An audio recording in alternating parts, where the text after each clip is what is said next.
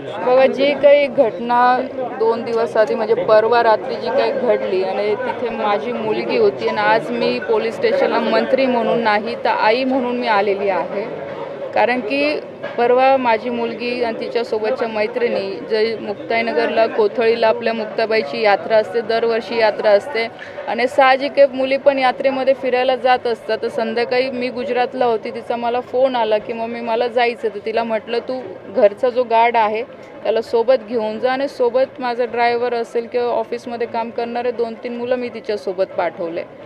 तिथे तिच्यासोबत ज्या पद्धतीने वागणूक झाली किंवा तिच्यासोबत ज्या मुली होत्या, काही 17च्या म्हणजे 18 वर्षाच्या आतल्या होत्या. कृषिका पण आता 18ची झाली, 2 दिवस आधीच झाली. तर या सगळ्या 17-18 वर्षाच्या मुली होत्या. पण तिथे कोणी भोई नावाच्या मुलाने त्या मुली म्हणजे तिथे ते पाळण्यात बसायला गेला तर यांच्या मागे मागे ते फिरू लागले. आमच्या गार्डनी त्याला म्हणजे त्याचा मोबाईल घेतला, त्यांनी सगळं शूट केलं. जेव्हा पाळण्यात बसल्यानंतर जबरदस्तीमध्ये पाळण्यामध्ये साईडच्या पाळण्यामध्ये जाऊन बसले. आमच्या लोकांना उतरून जाऊन बसले. ते परत आमच्या लोकांनी त्यांना उतरवलं. दुसऱ्या पाळण्यामध्ये पण त्यांनी तसंच केलं. ठीक आहे, मग आता बसल्यानंतर व्हिडिओ त्यांनी सगळ्यांशी म्हणजे व्हिडिओ वगैरे काढले. नंतर जो माझा गार्ड गेलेला होता त्याला थोडी शंका आली. त्याने त्याचा मोबाईल घेतला की याने नेमकं व्हिडिओ काढला की काय केलं बघायला. तर त्या गार्डसोबत पण यांनी सगळ्यांनी दादागिरी केली. त्याची कॉलर पकडली, त्याला धक्काबुक्की केली आणि जवळपास 30-40 मुलांचा माहोल तिथे जमा झाला. आणि हे 2-3 लोक असल्यामुळे काही बोलू शकले नाही. त्या मुली पण तिथून घाबरून गेल्या. निघताना त्या मुलांनी ह्या मुलींना धक्काबुक्की केली.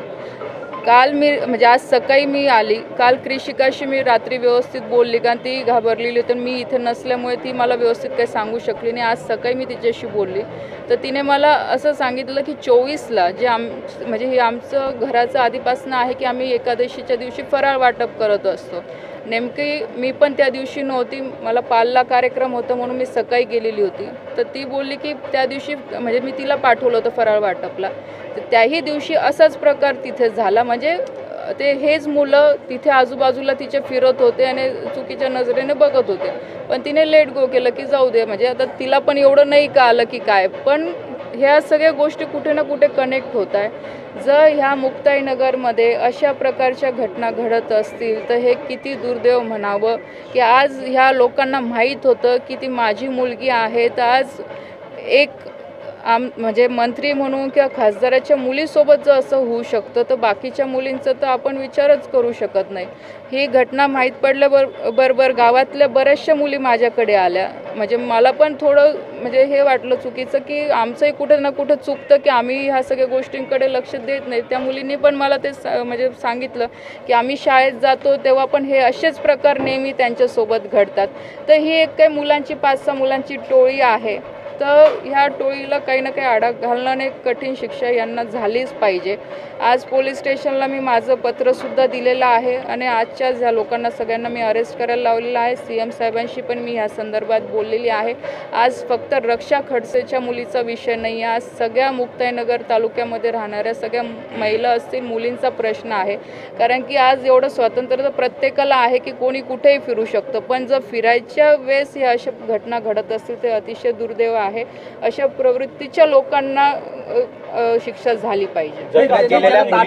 ज्या पोरांना ताब्यात घेतलं होतं त्यांना लगेच सोडून देण्यात आले कारण पोलिसांनी हिस्ट्री चेक केली नाही, म्हणजे लगेच जामीन मिळाला. पोलीस पण याच्यात सहकार्य मिळत नाही. काल आता मी DYSP साहेब पण इथे आलेले आहे. आता मला तर आज माहीत पडलं की त्या मुलावर जो कोणी भोई नावाचा मुलगा आहे त्याच्यावर आधी पण 4 गुन्हे ऑलरेडी आहे आणि त्याचं वॉरंट निघालेलं होतं आणि वॉरंटच्या कारण त्याला काल अरेस्ट केलं. कोर्टाने त्याला म्हणजे तिथून सोडलं पण ह्या जामीन दिलं. ह्या केसच्या बाबतीमध्ये फक्त माझ्या गार्डचं त्यांनी काल रेकॉर्ड घेतलेलं होतं कारण कृषिकाला मी स्वतः पाठवलं नव्हतं. तिला म्हटलं मी येईल तुझ्यासोबत स्वतः पोलीस स्टेशनला आणि मग सगळे आपण कंप्लेंट देऊ. तर आज आता कृषिका आणि तिच्या मैत्रिणी सगळे इथे कंप्लेंट देत आहे. मुलींसोबत जो गार्ड होता त्या गार्डची कॉलर देखील पकडल्या गेलेली आहे.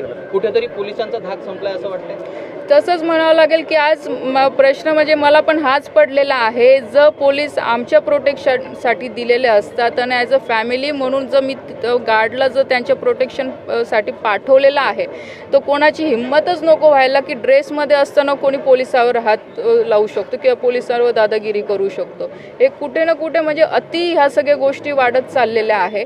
तर याला कुठे ना कुठे आळा बसणं गरजेचं. का पाठबळ कोण देतं हे मला माहीत नाही, पण आज मी तुम्हाला सांगते जो काही प्रकार झाला मलाही असं वाटतं की कुठे मी सुद्धा कमी पडली, की मी पण आधीपासून या गोष्टींवर लक्ष दिलं पाहिजे होतं. पण इथून पुढे मी तुम्हाला सांगते की ह्या सगळ्या गोष्टींवर आम्ही पण बारकाईने नजर ठेवू. आज माझ्या मुलीसोबत झालं म्हणून मला माहीत पडलं, पण अशा कितीतरी मुलींसोबत महिलांसोबत इथे प्रकार घडत असतील.